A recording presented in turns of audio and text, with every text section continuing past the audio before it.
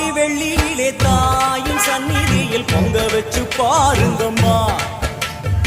ஆடி வெள்ளியிலே தாயின் சந்நிதியில் பொங்க வச்சு பாருங்கம்மா. அம்மா பூங்கரகம் தூக்கி வந்து வேப்பிலையில் ஆடை கட்டி முளப்பாரி ஏந்துங்கம்மா.